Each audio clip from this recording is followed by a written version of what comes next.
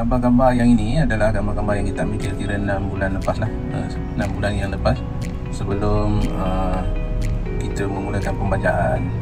Jadi kalau kita lihat di situ jelas kelihatan buah pun tak apa-apa ada, cuma ada bunga sikit, dan buah pun ada sebiji sebesar penumbuk kita lah.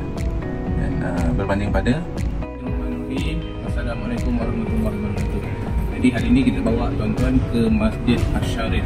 Masjid Asy-Syarif ni di Taman Sungai Besi Indah.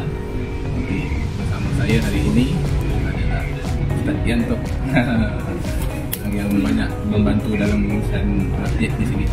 Jadi kenapa kita bawa? Kita nak bawa cerita lah tentang satu penggunaan baja untuk pokok kelapa di belakang kita ni. Okey, mari kita tengok.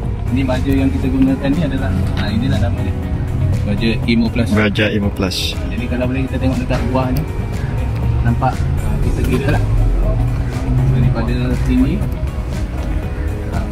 di bawah sini ada 3, 6 7,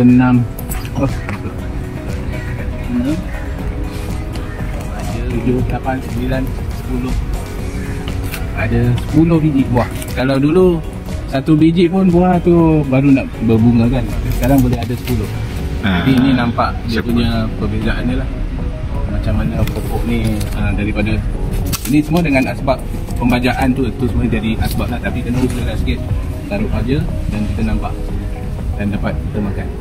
Jadi syukur alhamdulillah. Jadi siapa yang minat nak dapatkan baja boleh hubung kita, boleh hubung Ustaz Yanto. Okey. Assalamualaikum. Alhamdulillah.